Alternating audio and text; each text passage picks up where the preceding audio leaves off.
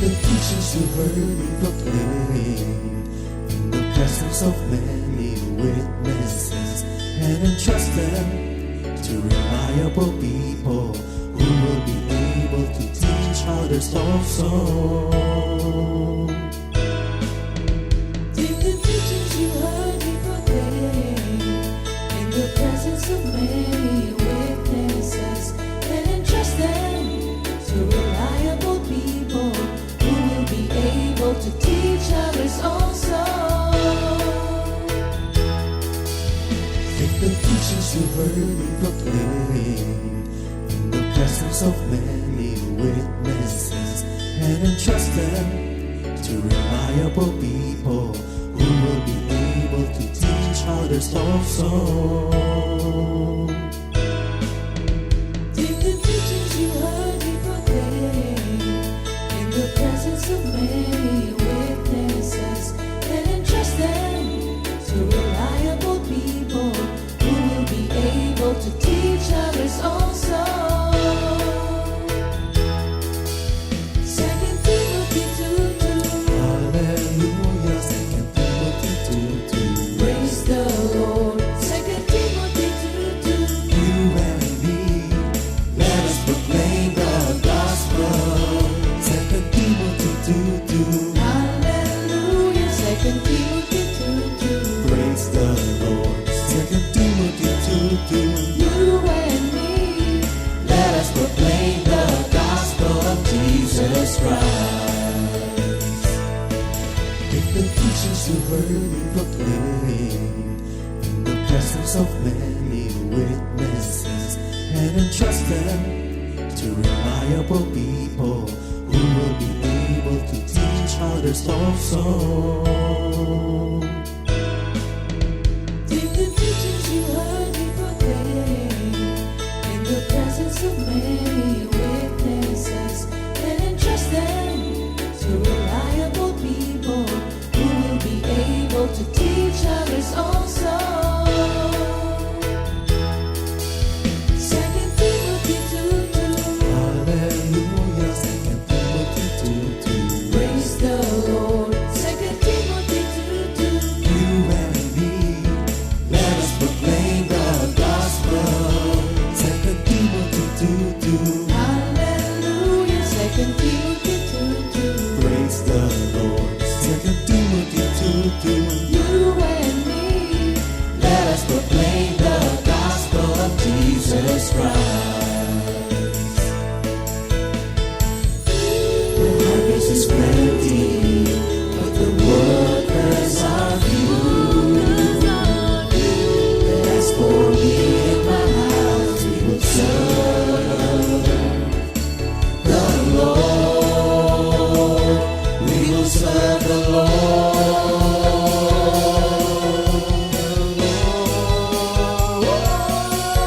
2 Timothy 2:2. Hallelujah. 2 Timothy 2:2. Praise the Lord. 2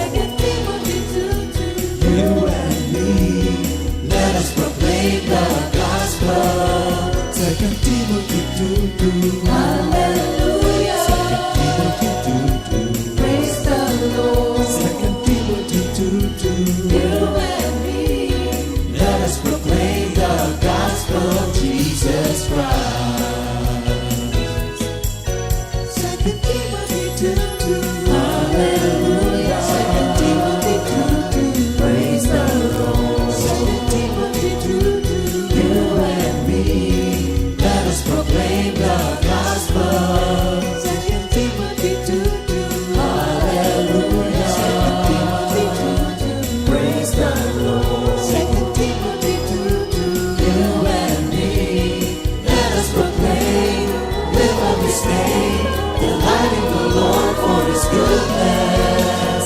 Let us proclaim, lift up His name, the light of the Lord for His goodness. Let us proclaim, lift up His name, the light of the Lord for His goodness. And He's God.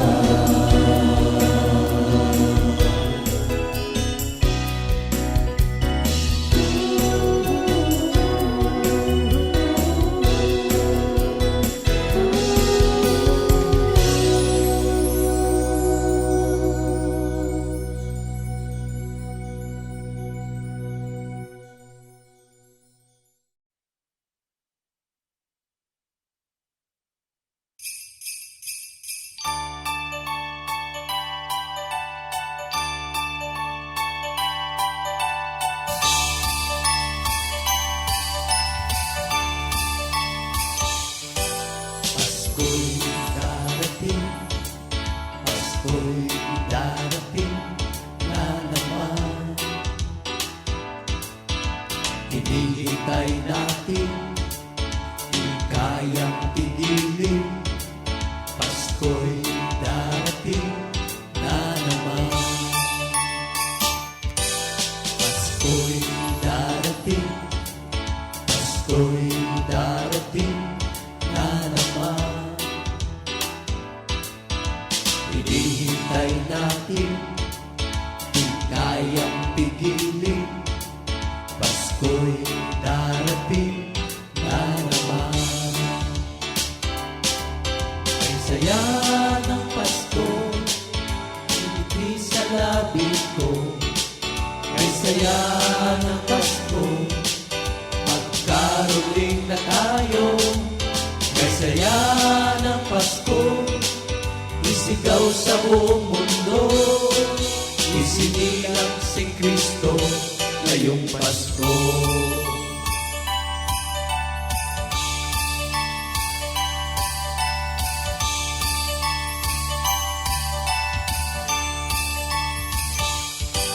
Pasko'y darating, Pasko'y darating na naman.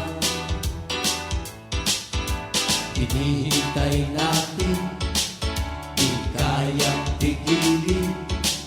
Pasko'y darating na naman. Kay saya ng Pasko, ngiti sa labi ko. Kay saya ng Pasko, magkaroling na tayo. Kay saya ng Pasko, isigaw sa buong mundo, isinilang si Kristo ngayong Pasko. Pagbibigayan, pagmamahalan, ang hatid ng Pasko.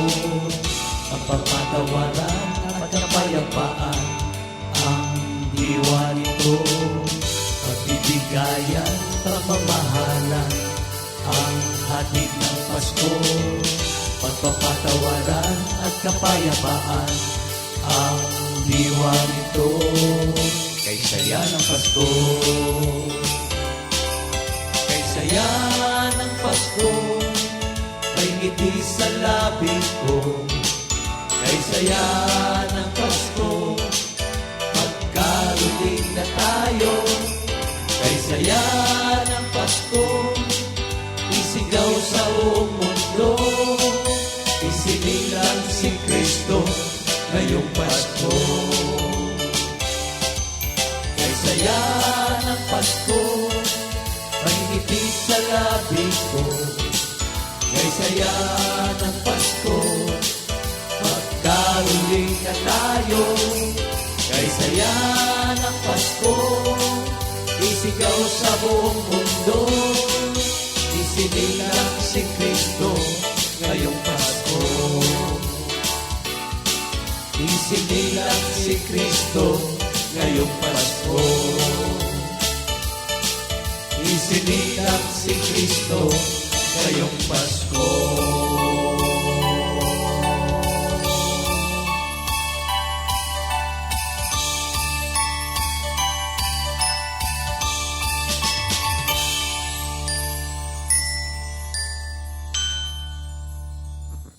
Purihin ang banal na pangalan ng ating Panginoon. Glory, glory sa ating Panginoon sa isa na namang umaga na Kanyang ibinigay upang tayo po ay muling mag-aral ng Kanyang mga banal na salita.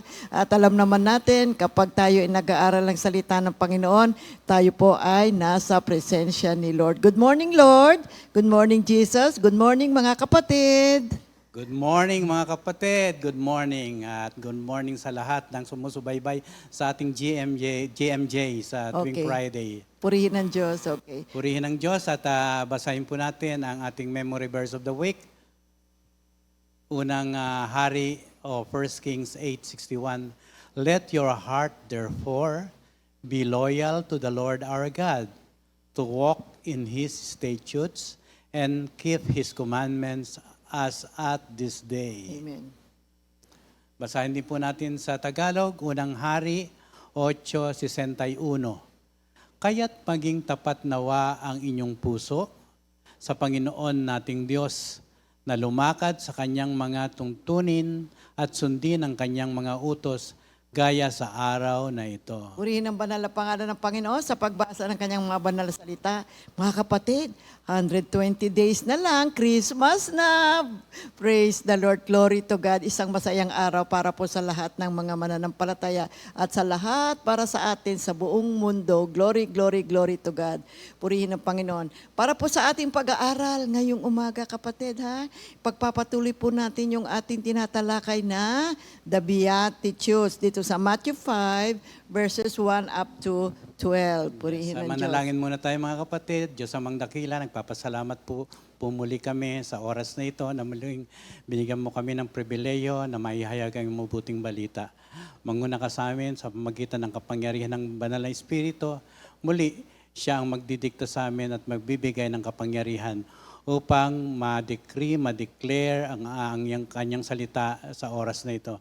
Muli, nagpapasalamat po kami at tulungan mo po kami sa mga oras nito. In Jesus' name we pray. Amen. Amen. So narito po ang ating pag-aaral sa Beatitudes sa Matthew 5 verses 1 up to 12. Yes, babasahin ko po sa Tagalog mga kapatid. Mateo 5:1-12. Nang makita ni Jesus ang napakaraming tao, umakyat siya sa bundok. Pagkaupo niya, lumapit ang kanyang mga alagad at siya ay nagsimulang magturo sa kanila. Mapalad ang mga mapagpakumbaba ang loob, sapagkat para sa kanila ang kaharian ng langit. Blessed are the poor in spirit, for theirs is the kingdom of heaven. Mapalad ang mga nagdadalamhati, sapagkat sila ay aaliwin. Blessed are those who mourn, for they will be comforted. Mapalad ang mga maamo, sapagkat mamanahin nila ang lupa. Blessed are the meek, for they will inherit the earth. Mapalad ang mga nagugutom at nauuhaw sa katuwiran, sapagkat sila'y bibigyang kasiyahan.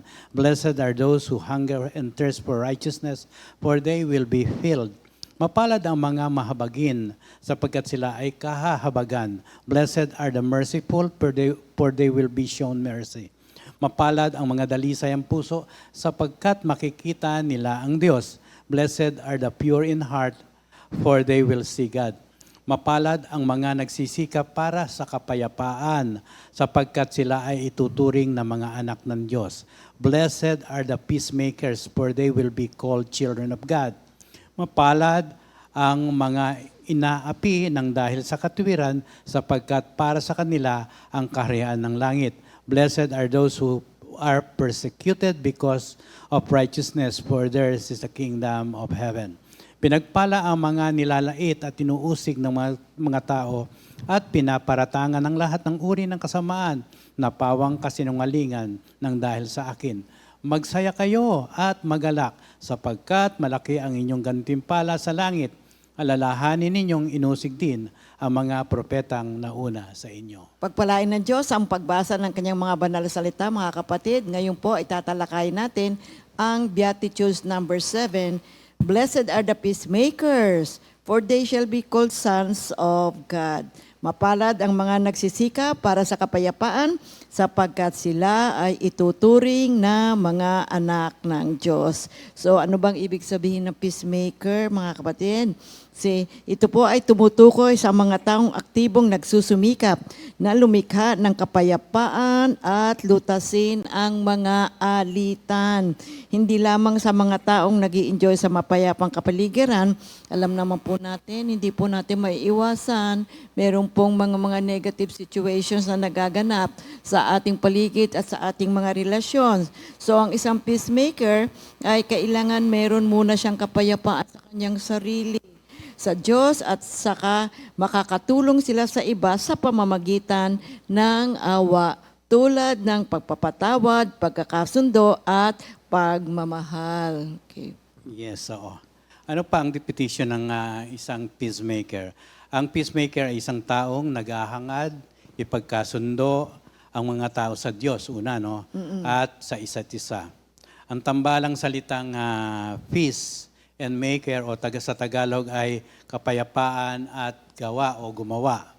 By definition, ang isang tagapamayapa ay isang taong nagdudulot ng kapayapaan. Nagtataglay sila ng malalim na pag-unawa, lalo na sa kapangyarihan ng dialogo, no? Kasi kapag ini-introduce mo na yung kapayapaan na ito, dialogo muna at nagkakaroon siyempre ng minsan hindi pagkakaunawaan. Anyway, pagka malalim ang iyong pag-unawa tungkol sa being a peacemaker, nandun yung empatya mo, yung pagmamalasakit, pagkakasundo. So, ang pagiging isang tagapamayapa, ang pagkikilos mo ay nangangahulugan na pagtatrabaho upang maiwasan ang mga salungatan o tinatawag nating conflicts, no? At mamamagitan sa mga hindi pagkakaunawaan. So, balit habang ikaw ay nagdadialogo at nauunawaan mo kung ano ang pinupunto mo, makakalikha ng kapaligiran na mauunawa nila at mauunlad ang kanilang pagkakaunawa kung ano ang ibig mong sabihin kapag ikaw ay nagbibigay ng peace. Okay, okay. Purihin ng Diyos. You know, if you are a peacemaker, you are a person who is creating an environment wherein mutual understanding and cooperation can thrive. Yung salitang peace, sa Hebrew word ay shalom. Often used, ginagamit ito sa pagbati o kaya sa pamamaalam. Okay. Ito ay isang malawak na termino na nag-uugnay din sa kalusugan, kasaganaan, pagkakaisa at kabuuan. Nangangahulugan ito ng perfectong kapakanan, katahimikan. Ang nagdanais ang isang peacemaker na magkaroon ng kapayapaan. Halimbawa, nagsasabi kami na sa lubong kang tao, peace be with you, yun din, ginagamit yon bilang isang pagbati. At misa sinasabi mo, shalom, kaya dito nakapaloob po ito doon sa napakaliwanag. Alam niyo yung Numbers 6:24-26, napakalinaw ng ideyang ito. Pagpalain ka ng Panginoon, protektahan ka, paliwanagin ng Panginoon ang kanyang mukha sa iyo, at maging mapagbiyaya sa iyo. Tingnan ka ng Panginoon na may lingat at bigyan ka ng kapayapaan. Kaya yung salitang peacemaker comes from the Greek verb that means to do or to make. Now, ito ay isang salita na punong-puno po ng energy. It mandates action and initiative. Purihin ng Diyos. Kasi kung mapapansin po ninyo mga kapatid, misa sa mga wars, di ba, mayroong mga tinatawag na truce, peace truce, tumitigil sila para magkaroon ng kapayapaan, tapos nagkakaroon sila ng dialogo at ang tinatawag itong peace talks. Kaya sinabi ni Lord Jesus, mapalad ang mga taong nagnanais ng kapayapaan at umaasang magkakaroon ng kapayapaan sa mga kapaligiran. Alam naman natin na sa paligid natin ay napakagulo at napakarami ng mga hindi nagkakaunawaan. Alam niyo yung kapayapaan, kailangan po natin ngayon sa ating mundo, lalo na po sa ating bansa. At alam ko naman, napapanood ninyo, naririnig napapanood natin sa TV, sa mga news, nagrarally ang maraming tao. Bakit? Isinisigaw nila ang laman ng kanilang damdamin sa nagaganap sa ating bansa. Marami ang nagagalit, mga kapatid. Meron nga mga ibang bansa, nag-aaway sila, nagkakaroon sila ng gera. Hindi sila nagkakaunawaan sa isa't isa. Yung iba't ibang mga gobyerno, naku po, nag-aalitan. Kaya ito pong peace, itong kapayapaan, kailangan po natin ito, mga kapatid. Kaya sa ating pag-aaral, ito po isang imbitasyon. Maging peacemakers po tayong lahat, mga kapatid. Kaya itong dalawang salita na to, peace at saka maker, it describes one who actively pursues peace. See, ito po nga, peacemaker, naghahangad siya talaga ng kapayapaan. However, it doesn't mean na absence of conflict. You see, kasi kung minsan pagka naghahangad ka ng kapayapaan, nagkakaroon tuloy ng conflict, lalong nagkakaintindihan kasi may mga tao, ayaw talaga nila no? Gusto talaga nila ng, nagagalit sila, meron silang alitan. Kaya kinakailangan po, mga kapatid, manalangin tayo na igawad ng Diyos sa atin, sa buhay natin, sa bansa natin, sa kapaligiran natin, ang kapayapaan. According to William Barclay, ang peacemaker, sila ang mga taong gumagawa ng tamang relasyon sa bawat larangan ng buhay. At sino naman itong mga peacemakers na ito? Sige, Who i-define are natin. the peacemakers? I-define natin. Ang isang tagapamayapa ay taong gumagawa upang lumutas o malutas ang alitan at gumawa ng kapayapaan sa pagitan ng mga tao at maging sa pagitan ng Diyos at mga tao. Ito ay iba sa pagiging mapayapa sa sarili lamang. Yes. No? Ito ay nangangailangan ng aktibong pagsisikap upang pagsamahin ng iba. Ibig sabihin, i-reconcile ang bawat isa kung mayroon man silang alitan. No? Okay. Ang tagapamayapa ay ang mga anak ng Diyos. Sinabi dito na hindi lamang may malaking pagmamahal sa Diyos, ngunit mayroon ding pagmamahal sa buong sangkatauhan at sinisikap nilang gawin ang lahat ng possible para sa pagsulong ng kapayapaan sa lahat ng dako. Ang terminong peacemaker or tagapamayapa ay kinabibilangan ng lahat ng gumagawa ng kapayapaan sa pagitan ng mga tao. Maging bilang mga individual o bilang mga komunidad. Kabilang dito, maging ang mga nagsisikap na magkaroon ng kapayapaan kahit na sila ay mabigo, patuloy pa rin silang magpupursige na magkaroon ng kapayapaan. Ang mga tagapamayapa ay yung mga anak ng Diyos na hindi lamang may malaking pagmamahal nga, sinabi natin no, sa ating sa naunang sinabi mo. Naunang sinabi, no? Pero Hanggat narito ang salita ng Diyos, matutulungan niya tayo na mag-pursue ng kapayapaan. Sa Roma 14:19, sinasabi dito, so then, let us pursue the things which make for peace and the building up of one another. Amen. Sa Tagalog, kaya't lagi nating pagsikapang gawin ang mga bagay na makapagdudulot ng kapayapaan at makapagpapalakas sa isa't isa. Pero mga kapatid, tandaan na po natin, hanggang si Satanas, ang prinsipe ng mundong ito, ay dapat nating mapagtanto na siya ay hindi lamang troublemaker. Ngunit lahat ng mga sumusunod sa kanya ay masasabi nating mga troublemakers. Manggugulo. Manggugulo. No? Lahat sila ay mga kaaway ng Diyos at nasumasalungat sa Diyos sa kanilang mga pag-iisip, sa kanilang mga kalooban at kanilang mga aksyon. Ang diablo at ang kanyang mga tagasunod ay matuturing na tunay na mga kaaway ng kapayapaan. Oo nga, kasi si Satanas talaga, ang gusto talaga niya gulo away, alitan. Kaya mag-iingat po tayo mga kapatid. May mga mumunting mga sitwasyon sa buhay natin na namimit natin. Let us be careful. Kasi yung mga peacemakers talaga ang gusto nila magkaroon ng kapayapaan at ito ay ang gusto ng Diyos. Ito ang puso ng ating Panginoon. You see? But then, first, you must have peace in your heart.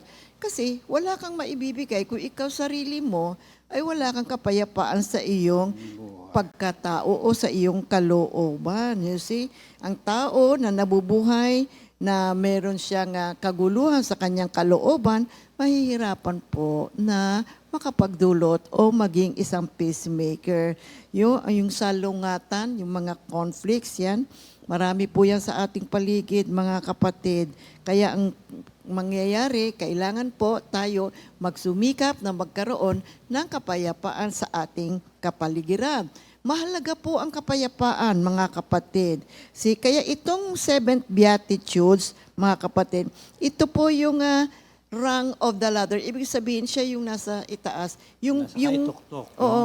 Ngayon kasi yung mga naunang 1, 2, 3, 4, 5 na beatitudes, alam nyo, kailangan meron ka nun. Pagka meron ka nung mga nasa itaas na beatitude, 1, 2, 3, 4, 5, 6, magkakaroon ka ng kapayapaan sa iyong kalooban. At kapag ikaw ngayon ay tagapamayapa, may isang napakabiyayang reward ang ating Panginoon. You will become the son of God. Kaya makita natin, mga kapatid, na ang kapayapaan requires what?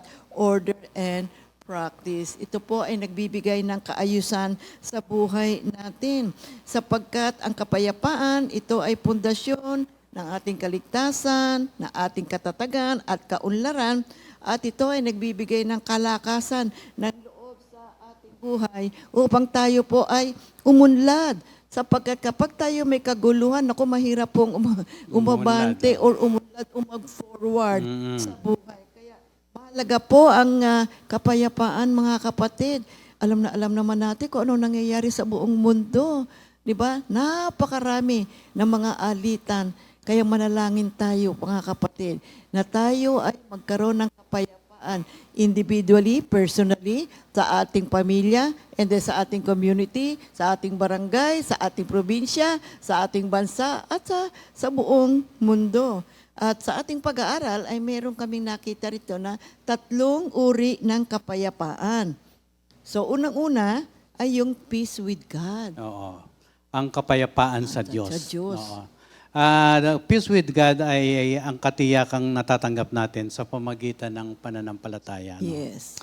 Ang ganitong uri ng kapayapaan, tinatawag nating peace with God, ay nagmumula sa pagtitiwala sa Diyos na ipinagkakaloob sa atin at pangangalagaan tayo niya sa buhay na to at sa kabilang buhay.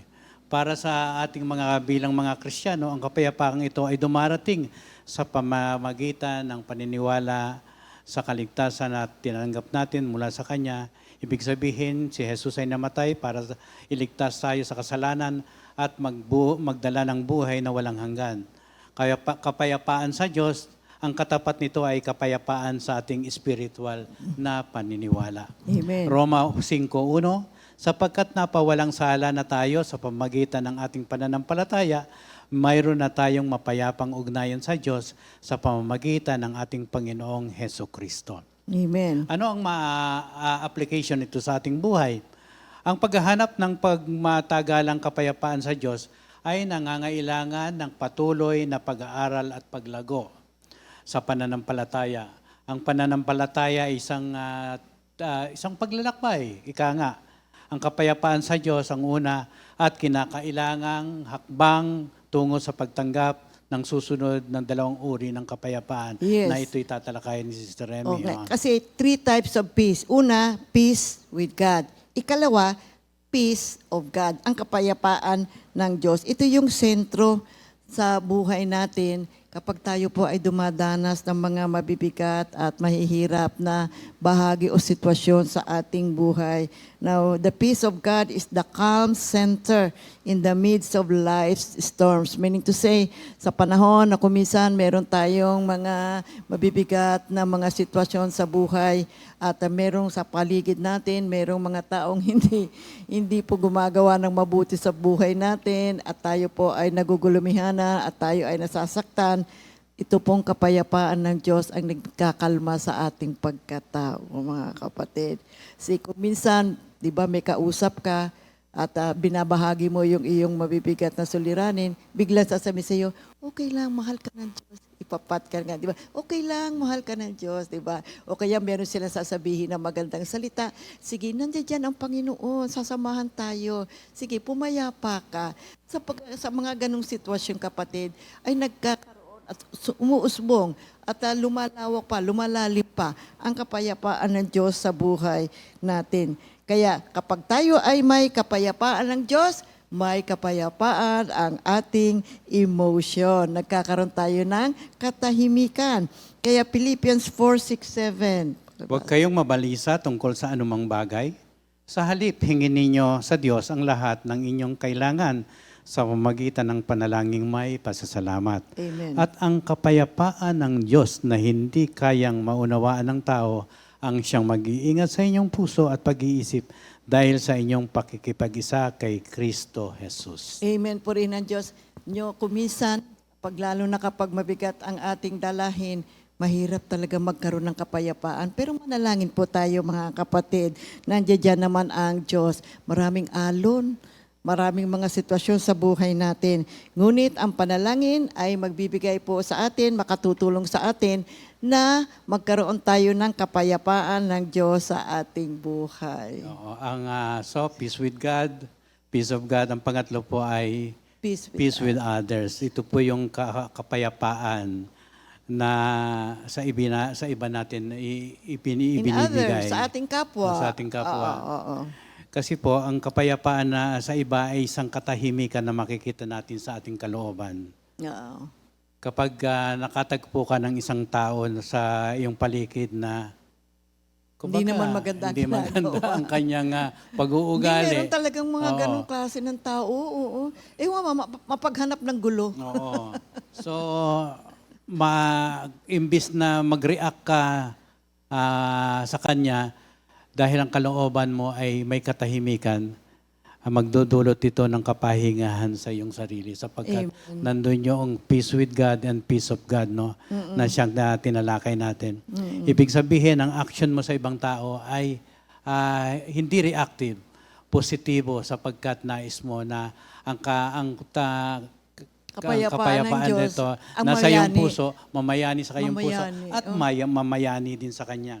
Tayo binibigyan tayo ng lakas ng loob sa pamamagitan ng pagkapayapaang ito na para baguhin kung ano ang ating may responsibilidad kasi tayo, no?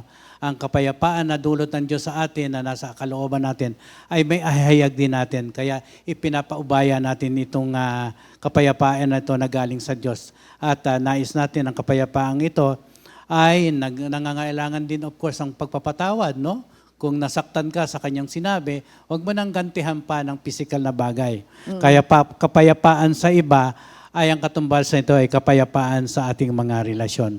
Roma 12:18, hanggat maaari gawin ninyo ang inyong makakaya upang mamuhay kayo ng mapayapa kasama ng sinuman. Okay. Alam niyo, marami tayo mga iba't ibang sitwasyon talaga sa buhay mga kapatid. Kaya itong peace na to, it's a challenge for all of us mga kapatid. Kaya ang salita ng Diyos ay nagsasabi sa atin at nagbibigay sa atin ng guidance na palagi nating ipursu ang kapayapaang ito. Mag-strive tayo, mamuhay tayo na may pananampalataya sapagkat ang pananampalataya ay nagbibigay ng kapayapaan sa ating buhay. Ang mga banal na salita ng Diyos ay napakalaking gabay po sa ating buhay sa pagharap natin ng iba't ibang mga hamon sa ating pang-araw-araw na pagkilos, mga kapatid.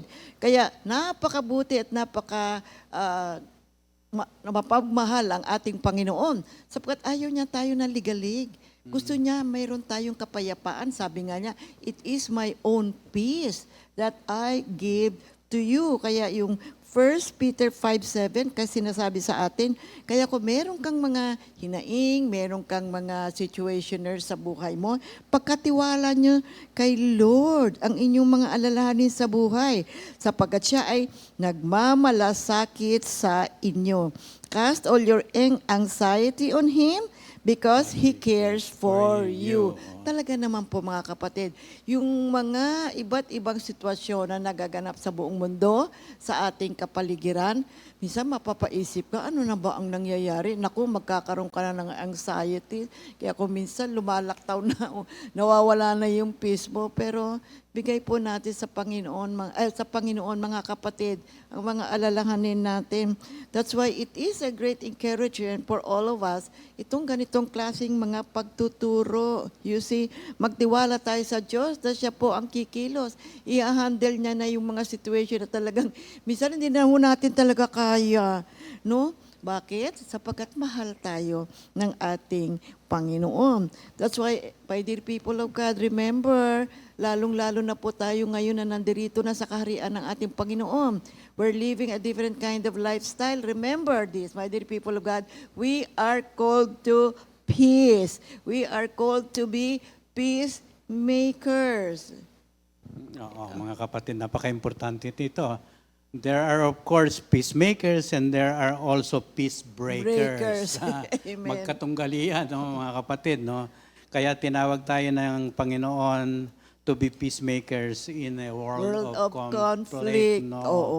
Kaya bigyan natin ng matamang pag-aaral ito at loobin ng Diyos sa ating puso na matamo natin ito. At magkaroon tayo lagi ng kapayapaan, mga kapatid. Kasi yung mga iba't ibang sitwasyon, madali makapagpa-worry po sa atin. Remember, we are called to peace. Tinawag po tayo sa kapayapaan ng Diyos at tayo ay tinawag niya na maging mga tagapamayapa, mga to be peacemakers. Purihin ng Diyos. Unang-una, tinawag niya tayo para makapag-contribute sa kapayapaan unang-una sa ating pamilya. Oo nga. No? At tignan mo ang iyong ama, tignan mo ang iyong ina, yung iyong mga kapatid, ang iyong no? mga pamilya. Yung nasa loob ng kabahayan, mayroon bang katahimikan na nagaganap? Mayroon bang pagsusumiti sa kalooban ng Diyos? Lahat ba ay nagtitiwala sa kapangyarihan ng Diyos na siya nagbibigay ng kapayapaan? Tingnan po natin yan. Oo. Mga kapatid sa loob ng tahanan, di ba, andyan si mother, si father, si sister, si brother, at yung mga ibang kamag-anak, magkakasama. Pero makikita mo sa mga ibang mga bahay, meron ding alitan. Yes, Meron din tampuhan. Well, nag-uusapan, minsan hindi nag-uusap. Di ba? Meron silang mga laman-laman, ika nga doon sa kanilang mga damdamin. At ikaw ngayon, ito yung Kristiyano. Ano ang inyong role? Ano ang mabuting gawin? To be a peacemaker. Sila ay idulog sa ating Panginoon at magkaroon ng kaayusan ang kanilang relasyon sa Diyos at magkaroon ng kaayusan ang kanilang relasyon sa isa't isa. Oo, Okay, napaka-importante purihin ng Diyos. yan, mga kapatid, Oo, no? At ganun din sa church. Di ba? Hindi naman natin masasabing ang mga churches natin ay perfect. Oo. Meron din yung mga negative situations. So, kapatid, tayo po ay magsumikap at mag-pursue nga ng kapayapaan. Let us be peacemakers. Tayo po ang gagamitin ng ating Panginoon upang mamayani ang kapayapaan. Purihin Tandaan ng po Diyos. natin kung nasa church tayo, hindi po isang option lang na ito, no? Tinawag po tayo mismo ng Diyos upang maging tagapamayapa, mga Amen. kapatid. So, unang-una, we are called to peace. Pangalawa, plan for peace.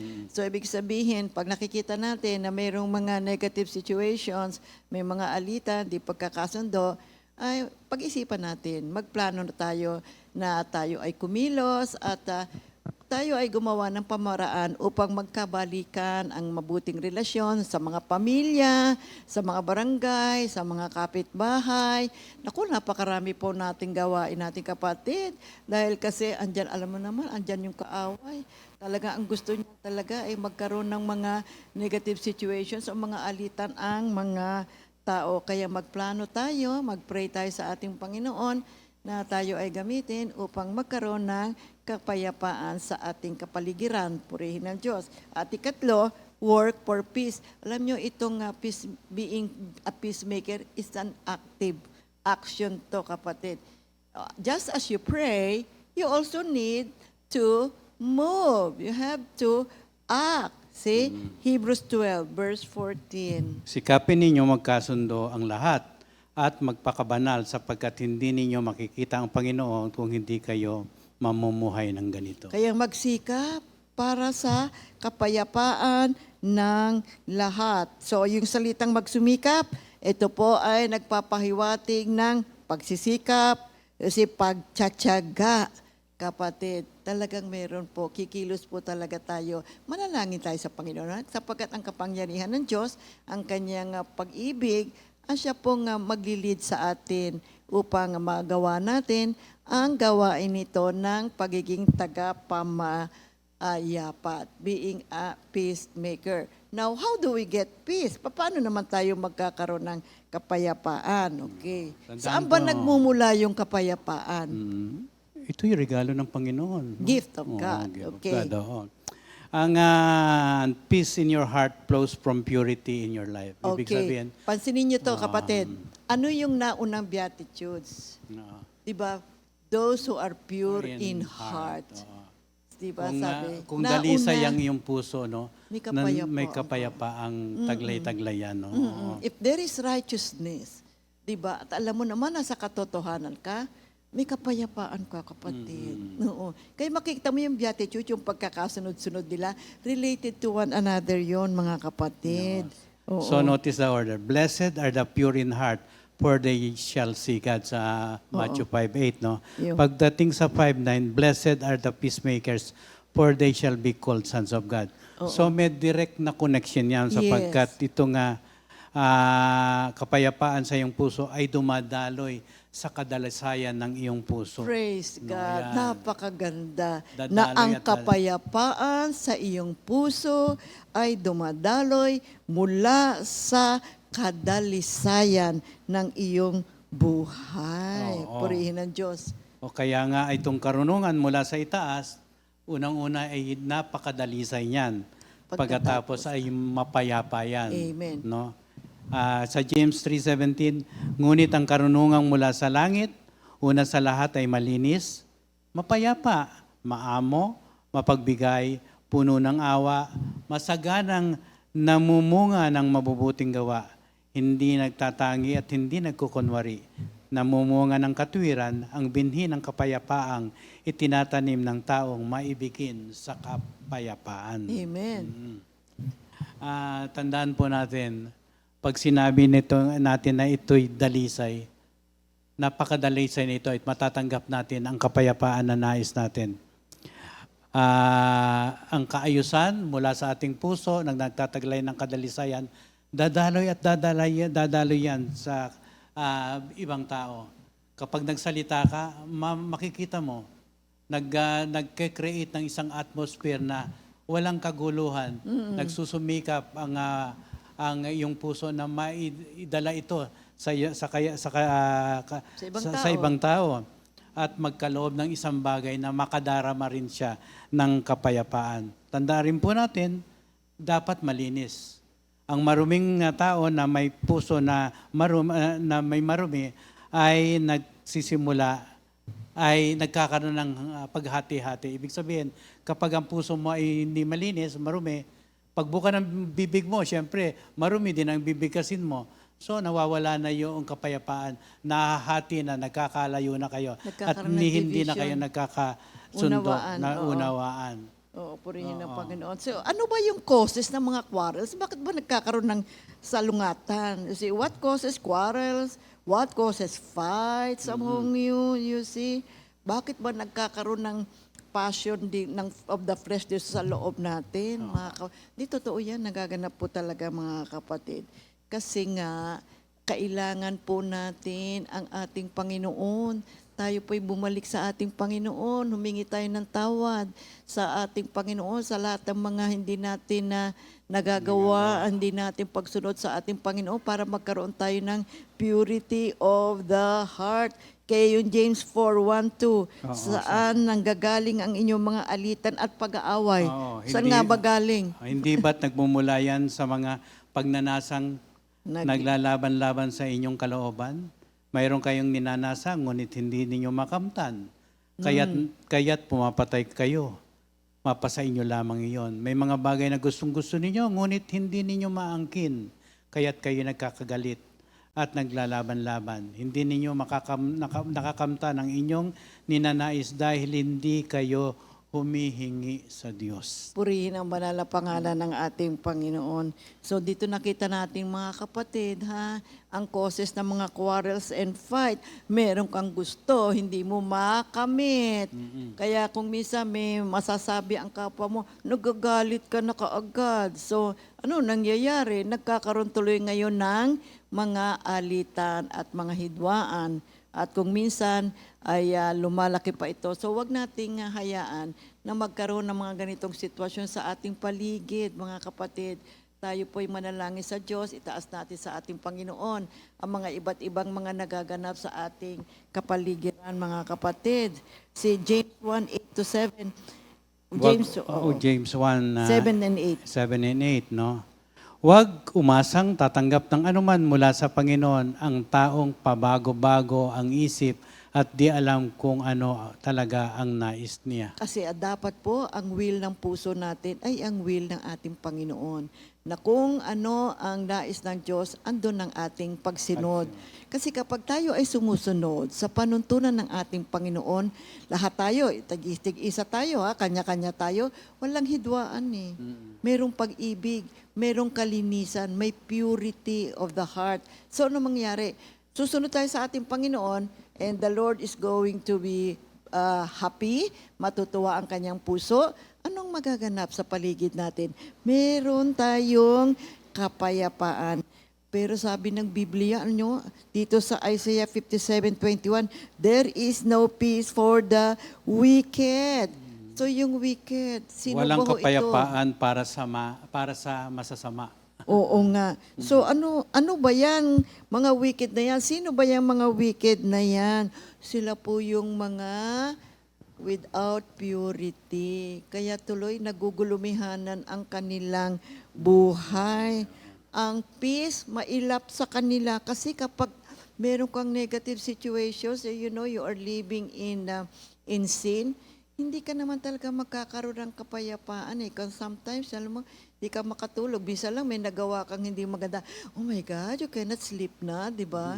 Dahil kasi, ay, ano ba yung nagawa ko? Sorry, Lord, di ba? Ganun ang damdamin natin. Kaya napakahalaga po ng purity of the heart para tayo magkaroon ng kapayapaan sa buhay natin. Huwag nating hayaan na ang kasalanan ay manatili. Oh yes, we may be doing some wrong things, along the way as we live our lives. But then, balik tayo agad sa ating Panginoon at panatilihin natin ang purity ng ating heart. So thereby, magkakaroon tayo ng kapayapaan. Mga kapatid, we need to grow as Christians. Ito pong pag-aaral natin, is actually about sanctification. Now that we are living in the kingdom of God, we are in the process of sanctification. Hindi po tayo masasanctify outside the kingdom. Ngayon tayo tumanggap na ng justification, dinala tayong ngayon ng Panginoon dito sa kanyang kaharian. Dito ay magaganap ang ating sanctification. See, we need to grow up and we need to become matured Christians. You see, alam nyo, ang pag-aaral ngayon at pamumuhay ng tungkol sa purity of the heart at saka ito nga peace, alam nyo, ito po ay marami ang mga nag-i-struggle dito na mga Kristiyano. Maraming mga nagsasabi, ang hirap-hirap naman gawin yan hindi ko naman kayang gawin yan. Kaya po kapatid, sapagkat ang Diyos ay hindi uutos nang hindi ho natin magagawa. Doable po yan. At lahat yan ay ayon sa awa at grasya ng Diyos, manalangin tayo.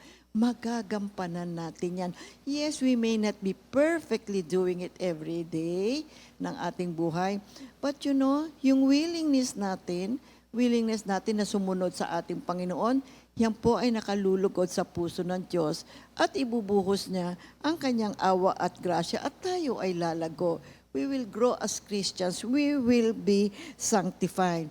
Thus we study the Beatitudes, ito po ay mirror ng buhay natin. Kasi kailangan po natin malaman at sundin ang pamamaraan ng buhay sa loob ng kaharian ng ating Panginoon. At mabuti na malaman natin at maging malinaw ito sa atin upang tayo po ay masanctify at tayo ay mag-grow See, thereby meron tayong kapayapaan at mabibigyan natin ng kaluguran ang puso ng ating Panginoon. So ano ba ibig sabihin ng pagiging peacemakers at bakit ang peacemakers ay tinatawag na sons of God? Oo. Bakit nga ba? Peacemakers are people who bring peace to others because they have it. Ibig sabihin, kung ikaw ang isang anak, siyempre may mamanahin ka, no? Yung DNA mo tinatawag, no? Kung ang iyong ama ay mabait, may pagpapakumbaba, nandun yung purity of heart, namamana yan, no? Kaya sabi ng Panginoon ng Diyos, kung ikaw ay tagapamayapa, matatawag kitang anak ng Diyos sapagkat ang Diyos ay peacemaker. Nandun yung kapayapaan sa puso niya na ibinibigay sa atin. Tingnan natin mga kapatid. Ang mga tagapamayapa ay mga taong nagdadala ng kapayapaan sa iba. Sapagkat ito mismo ang kanilang tinanggap mula sa Diyos. Ang isang tao na nabubuhay na may na hindi nalutas na tunggalian sa kanilang mga Sa looban nila. Sa kanilang sariling puso, hindi maaaring magdala ng kapayapaan sa You iba. cannot give what you do not have. Yes, Yun ang ibig sabihin. No? Oo. So ang conflict ay tila sumusunod sa ilang mga tao sa paligid. May mga tao talagang who lives in conflict. Oo, yun nga. So kung ang kapaligiran mo ay may conflicts, magkakaroon ng hawa-hawa na yan, no? Ibig sabihin, lahat na lang nagkakagulo sila. Ang dahilan kung bakit ito sumusunod sa kanila ay ito ay naninirahan na sa kanila. Yun ang laman ng kanilang buhay. Oo, yun nga. Yun ang ibig Oo. sabihin. Ibig sabihin, ang pumupuno sa iyo ay lalabas mula sa iyo kapag Ikaw ay may ginawa ang ibang tao sa iyo. Oo. Kasi kung bisa tahimik ka lang tapos biglang merong sinabi lang yung kapwa mo dahil kasi conflict ang laman ng puso mo. Ay naku, bigla na lang sasabog o kaya Sasabog. bigla na lang mag-i-spark yun. Oo. Kaya kinakailangan po ang sinasabi ng ating pag-aaral, kailangan ang kapayapaan nasa atin para tayo makapagbigay ng kapayapaan sa ating kapwa.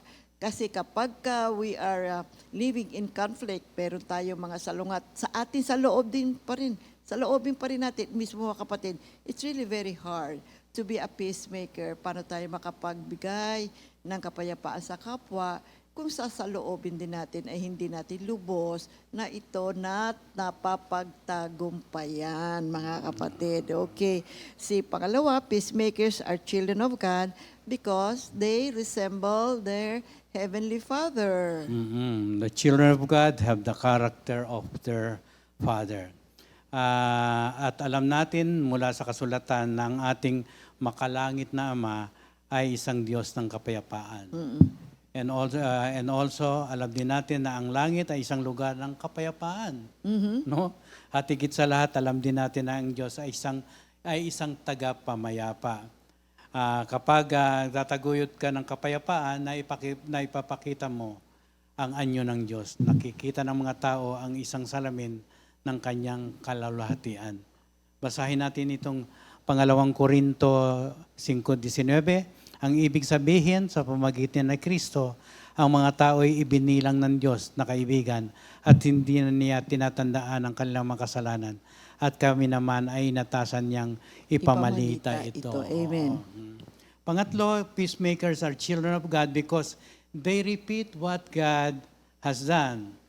Paanong pamamaraan, no?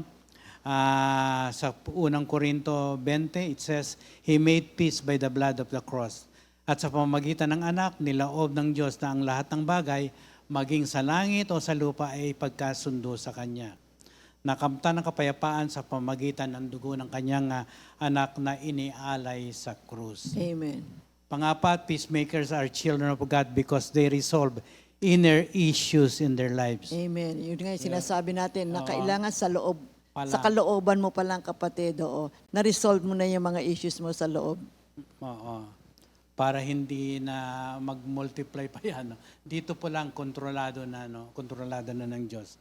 Peacemakers are children of God because they humble themselves before the Father so that God can change what needs to be changed. Napaka-importante nitong humility sa ating buhay, mga kapatid. Panganim, peacemakers are children of God because they submit themselves to God's authority. As a child who would wisely submit to their parents' authority. People who become peacemakers will be recognized as the sons of God at the judgment, and they are welcomed into the house of God. So in other words, alam niyo mga kapatid, napakabuti at napakabait ng ating Panginoon. Tayo ay Kanyang pinatawad sa ating buhay. Dati ang buhay natin, hindi mo maintindihan, magulo, akala natin, okay na ako. Yeah, this is the kind of life that is really good. Pero hanggat wala po ang Panginoon sa buhay natin, mga kapatid, ang isang ganap na buhay ay mailap sa atin. At ngayon nandirito na tayo sa kaharian ng ating Panginoon, mga kapatid. Napakabiyaya ng Diyos. Binigyan tayo ngayon ng kapayapaan. And Jesus said, "It is my own peace that I give to you." You see, Galatians 3:26, dahil sa inyong pakikipag-isa kay Kristo, kayong lahat ay mga anak ng Diyos sa pamamagitan ng pananampalataya. So you see, tayo po ay may role ngayon bilang mga anak ng Diyos na tayo ay maging mga tagapamayapa. Yes, we may be sinful people, mga kapatid. Nagkukulang tayo sa ating Panginoon at lalong-lalo na nung wala pa tayo sa ganitong klase ng gawain. Naku, we are rebellious people. Pero napakabuti ng Diyos. Tayo ay Kanyang pinatawad sa pamamagitan ng kamatayan ng ating Panginoon. At ngayon nabubuhay tayo na may pananampalataya at ang katwiran ng Diyos ang siyang sumasa atin. At ang katwiran na yan, kapag ating ganap na ipinamuhay, mga kapatid, will have purity of the heart and then lead us to a peaceful life. Thereby, we become peacemakers. That's why making peace makes us God's children, meaning to say we are related to one another as one family, right? Si Lord Jesus, ang God the Father, God the Holy Spirit, siya po ang namumuno ngayon sa ating buhay. And we are now actively pursuing peace sapagkat ito ang nais ng puso ng ating Panginoon. Being peaceful brings us wholeness in life. At nagkakaroon pa ng healing. Healing na ating relasyon sa ating Panginoon, relasyon sa ating kapwa, at healing din sa ating sarili, mga kapatid. But however, peacemaking requires effort and time. We have to pursue and produce peace. And the Lord approves and blesses the peacemakers. Ang ating Panginoon, see, He is called the God of peace. Our God the Father in Hebrews 13 verse 20, 1 Thessalonians 5:23, and Romans 15:33. Basahin natin mga kapatid, Hebrews 13:20. Ang Diyos ng kapayapaan ang siyang muling bumuhay sa ating Panginoong Hesus na naging dakilang pastol ng mga tupa dahil sa kanyang dugo na nagpatibay sa walang hanggang tipan. Unang Tesalonia 5:23, naway lubusin kayong gawing banal ng Diyos na siyang nagbibigay ng kapayapaan at naway panatiliin niyang walang kapintasan ang buo niyong katauhan, ang espiritu, kaluluwa at katawan hanggang sa pagparito ng ating Panginoong Hesukristo. Roma 15:33, sumainyo nawa ang Diyos na pinagmumulan ng kapayapaan. Amen. Amen. Take note, my dear people of God, God is called the God of peace. Now, tingnan naman natin ang ating Panginoong Hesukristo. He is described as the Prince of Peace. Isaiah 9:6. Purihin ang Panginoon. Colossians 1:19-20. Kolosas 1:19-20, sapagkat minarapat ng Diyos na ang buo niyang kalikasan ay manatili sa anak. At sa pamamagitan ng anak, niloob ng Diyos na ang lahat ng bagay, maging sa langit o sa lupa, ay pagkasundo sa Kanya, nakamtan ang kapayapaan sa pamamagitan ng dugo ng Kanyang anak at na inialay sa krus. Okay. Ang Holy Spirit, siya naman ang the Spirit of Peace sa Matthew 3:16. Oo. Kaya nung Jesus was baptized, sinasabi sa Matthew, tells us that the Spirit of God descended on Him as a dove. So makita natin, God the Father is the God of peace. Our Lord Jesus Christ is the Prince of Peace. And the Holy Spirit is the Spirit of peace. So think of the complexity of the Trinity and all God is. There is no tension sa kanilang tatlo. You see, the persons of the Trinity are one in purpose. They are one in love. Purihin ang ating Panginoon. Glory to God, mga kapatid. Now, meron tayong nakita rito mga examples ng biblical peacemakers. So, unang-una, sino yung ating unang peacemaker? None other than our Lord Jesus, no? Amen. The ultimate peacemaker. Maker. Ang sukdulang tagapamayapa na dumating upang magtatag ng kapayapaan sa pagitan ng Diyos at ng sangkatauhan. At ito'y prinopisay din bilang prinsipe ng kapayapaan na binanggit kanina sa Isaiah 9:6. Napakalaking bagay ito para sa atin mga kapatid. Jesus is our ultimate example of what it means to be a peacemaker. Ang buong Biblia ay nakasentro around this fact, and of course, humans rebelled against God, and with His blood, Jesus paid the price to restore peace between a rebellious creation and their loving Creator. Amen. Okay. Yung the greatest revelation of the glory of God ever to be made in this world ay nandoon sa cross, mga kapatid, na kung saan makikita natin yung pag-ibig at yung justice. Bakit nagkasama itong justice at saka yung pag-ibig? Alam niyo kung bakit, mga kapatid? Sapagkat ang nais ng Diyos ay magkaroon ng kapayapaan ang mga tao in relation to Him. Because malayo ang tao sa Diyos mga kapatid. At dahil ngayon sa pag-ibig ng Diyos, you see, namatay ang ating Panginoong Hesukristo, the purpose, magkaroon ng kapayapaan tayo in relation to our God, in relation to our Lord Jesus Christ. At ano ang nangyari? Ang lahat ng tumanggap sa ating Panginoon, napatawad sa kasalanan. See, we are no longer living sinful lives, but we are now living in peace. Kaya si Lord Jesus, siya yung model ng ating peace. See, He is the greatest peacemaker. Huwarang taga pamayapa, mga kapatid. And then ikalawa, si Joseph. When Joseph's brothers were angry and jealous, ano po ang ginawa niya? He sought peace with them, not just for his sake, but for their sakes as well. At hinanap niya itong talagang nag-seek siya ng reconciliation with his brothers, not out of anger or revenge, but to restore peace between them. No?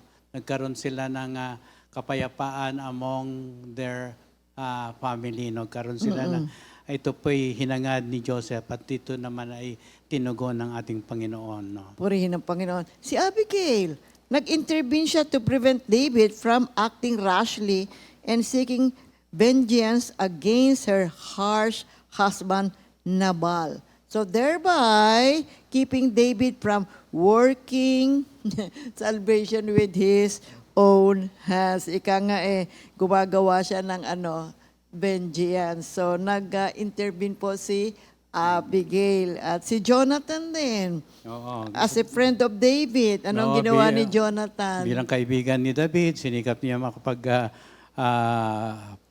makipagpayapaan no? Sa pagitan ng kanyang naiinggit na ama na si Haring Saul. At ni David. At ni David. Ang anak ni Haring Saul at kaibigan ni David, si Jonathan ay naghangad na payapaan sa pagitan ng kanyang mga naiinggit at galit na ama at bumangon at mahuhusay na si David. Amen. So ngayon nag-intervene po si Jonathan. Now tingnan naman natin si Paul. See? After his conversion, you see, ipinakita ni Paul ang pakikipagpayapaan sa pamamagitan ng mapagpakumbabang pagharap sa iba at pagpapalaganap ng kapayapaan maging sa mga hintil at pakikipagsundo sa kanila sa mga Hudyong mananampalataya. Si Paul ay isang magandang halimbawa ng isang tagapamayapa sa Biblia dahil halos ang buong buhay niya, ginamit niya, nagpagamit siya sa ating Panginoon. You see, merong mga situationers na kung minsan mahirap, mga kapatid, at siya ay nagugulumihanan, di ba? He is persecuted, pero nandoon pa rin ang kanyang pagsusumikap na maihayag ang banal na salita ng ating Panginoon upang ang mga tao ay muling makabalik sa ating Panginoon. Magkaroon sila ng mabuti at maayos na relasyon sa ating Panginoon. Ika-anim, alam niyo sino pa? Si Barnabas. He was anointed by God for missionary work, which is described as a form of peacemaking and reconciliation, mga kapatid. Okay. Meron ding isang tao, no? The centurion dito sa Luke 7, no? He showed open-mindedness and a willingness to interact with Jesus, which can be seen as a form of peace building. Ito'y nagbakita ng bukas na pag-iisip at kahandaang makipag-ugnayan kay Jesus na makita bilang isang anyo ng pagbuo ng kapayapaan, mga kapatid. Isa pa, yung Samaritan woman in John 4, no? Her willingness to speak with Jesus and others demonstrate a bridge building, no? Approach to community. Siya po ay nanguna at nagpakita ng kagalakan ng makilala niya ang ating Panginoong Hesukristo. Okay, purihin ang banal na pangalan. Now, other examples of peacemakers, alam niyo kung sino? Yung mga taon tulad nila Gandhi, MLK, Mother Teresa, Dalai Lama, sila po din ay kinikilalang mga peacemakers, purihin ng Diyos. So ano ba ang pamamaraan ng Diyos para magkaroon ng kapayapaan?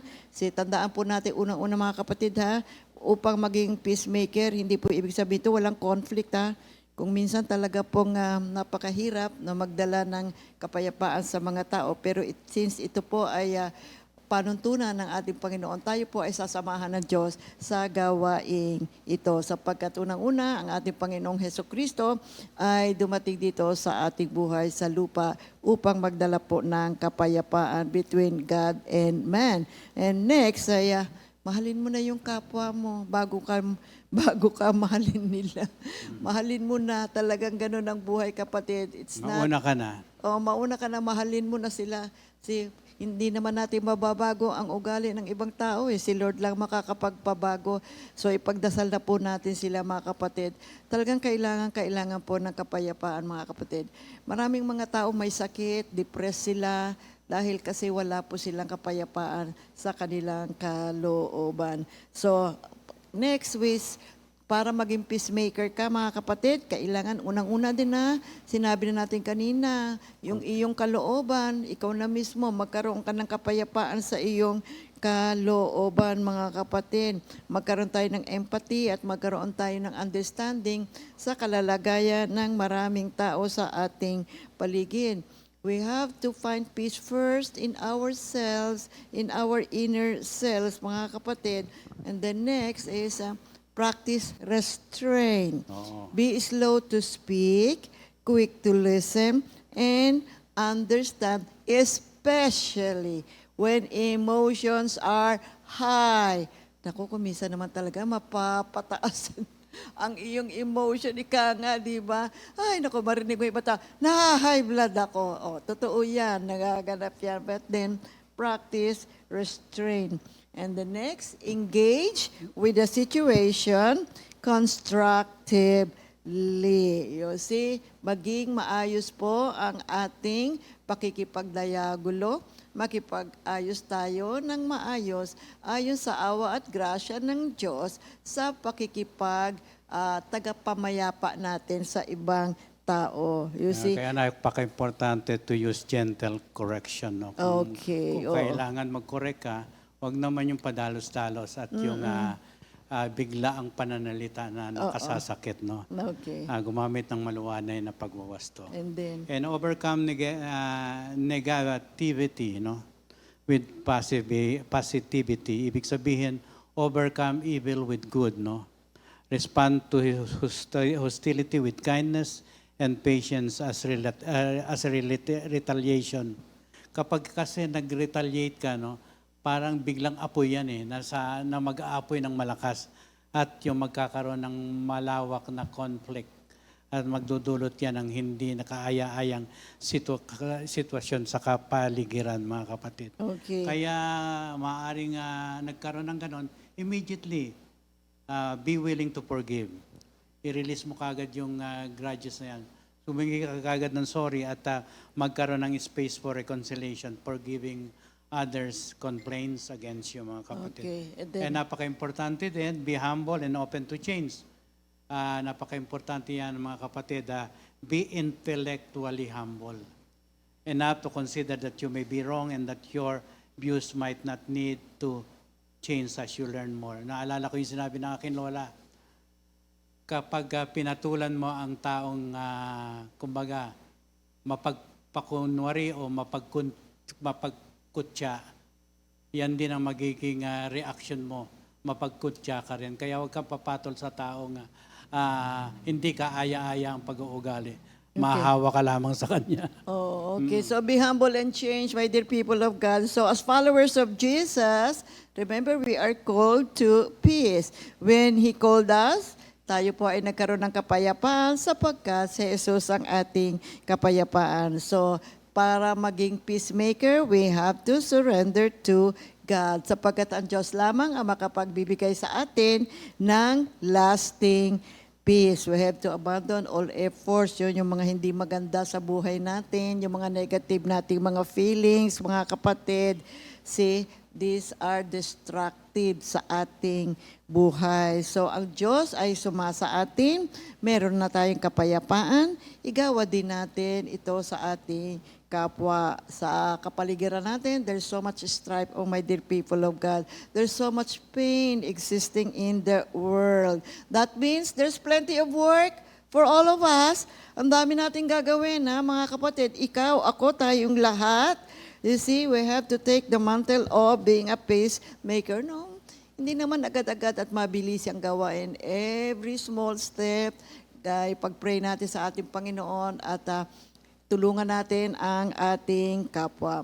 Alam nyo, noong araw, 700 years ago, there was a man who was born. Although pinanganak siya sa isang mayaman na magulang, he was destined to be a knight, pero hindi po niya ito ginawa. But rather, ang ginawa niya, nagsuot siya ng isang rugged cloak, tied with rope borrowed from a scarecrow. He spent his days preaching and giving to others, and he chose to live in utter poverty.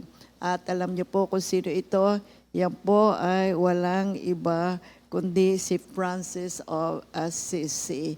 You see, siya po ay na-convert at after his conversion, while he was still a prisoner, he has only one ambition, and that is to live according to the gospel. You see, at siya ay mayroong isang napaka-famous na prayer, mga kapatid. See, he is one of those believers of Christ na hindi niya gusto maging famous, but rather gusto niya siya ay maging isang magiting na tagasunod ng ating Panginoon. At yung kanyang prayer ay napakagandang prayer para po sa kapayapaan. And he said, Lord, make me an instrument of your peace. Where there is hatred, let me sow love. Where there is injury, pardon. Where there is doubt, faith. Where there is despair, hope. Where there is darkness, light. See, where there is sadness, joy. O divine Master, grant that I may not so much seek to be consoled as to console, to be understood as to understand, to love, to be loved as to love. For it is in giving that we receive, it is in pardoning that we are pardoned, and it is in dying that we are born to eternal life. My dear people of God, this prayer truly expresses the blessings of the peace makers. Amen, Glory to amen. God. Hallelujah. Maraming salamat sa Diyos sa pagbibigay niya sa atin ng pagkakataong makapag-aral ng Beatitudes. Andito tayo sa number 7. Ipagpapatuloy natin mga kapatid. See you again next week. At ngayon naman, tayo po ay babati sa mga may birthday. Sister Beth Manzano, Brother Jero de la Peña, Sister Jasmine Turalba, Brother Chito Ortiz, Sister Doktora Nenet Bayot, and Sister Sion Malyo. Okay, happy anniversary. Brother This- Jeremy and Sister G. G. Avena. Purihin ng Panginoon. Happy anniversary and happy birthday.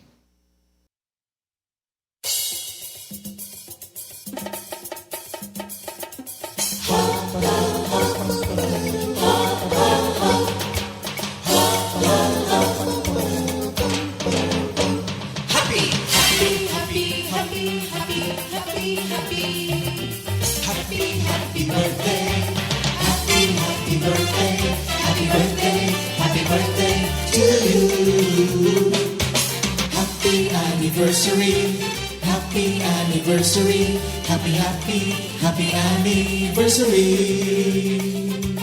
Happy anniversary! May the good Lord bless you, may the Lord's light shine upon you. Happy anniversary to you. Happy, happy birthday to you.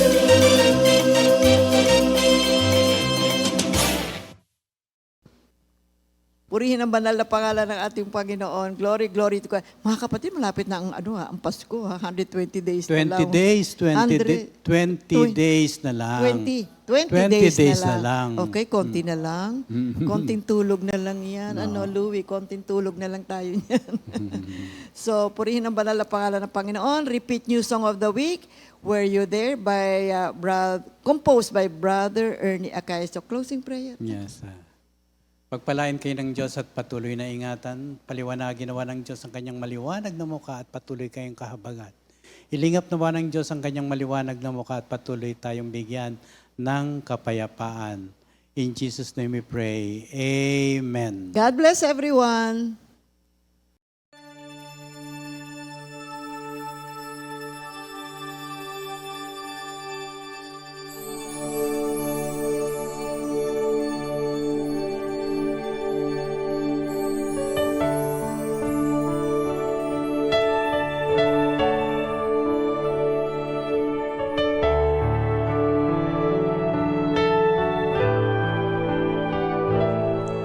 Were you there when I was foolish? Were you there when I went astray? Were you there when I can't see where I was going?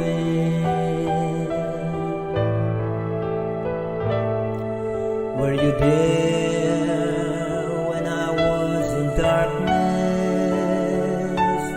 Were you there when troubles grew? Were you there when I was silent, alone in my misery? Yes, you were there. You were there holding my hands, whispering you love me.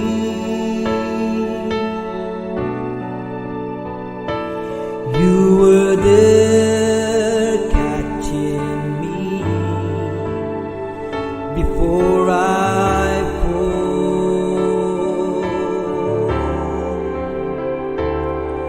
You were there wiping my tears when there's no one else beside me.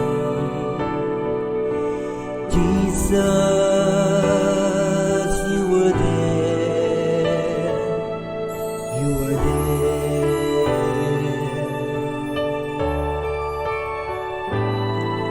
Were you there when I was foolish?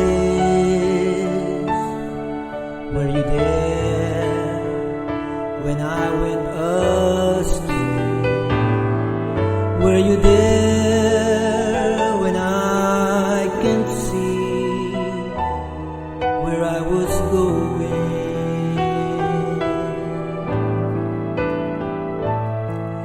Were you there when I was in darkness?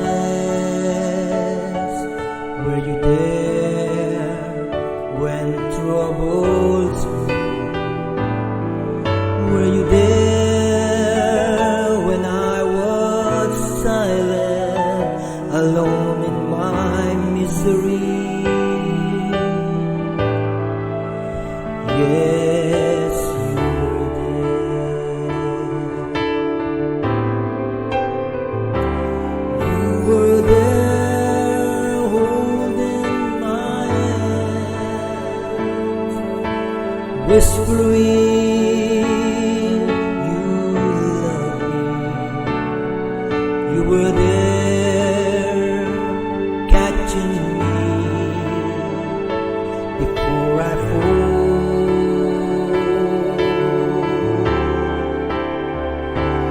You were there wiping my tears when there's no one else beside me.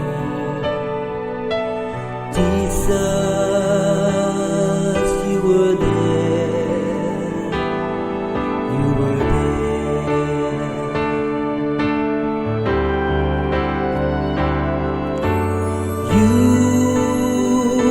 You never left me. It was I who turned away, but the love you have for me has never changed.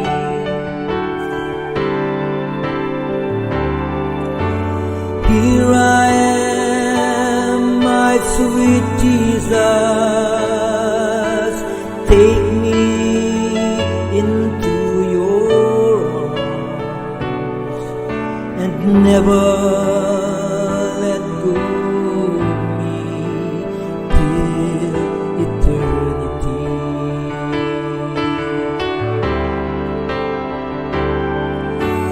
You never left me. It was I who turned away,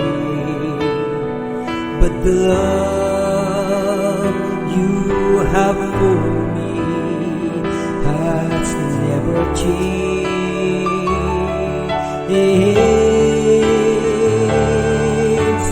Here I am, my sweet Jesus, take me into your arms and never let go of me till eternity.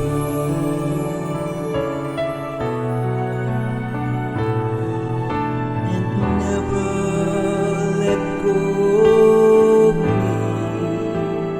till eternity.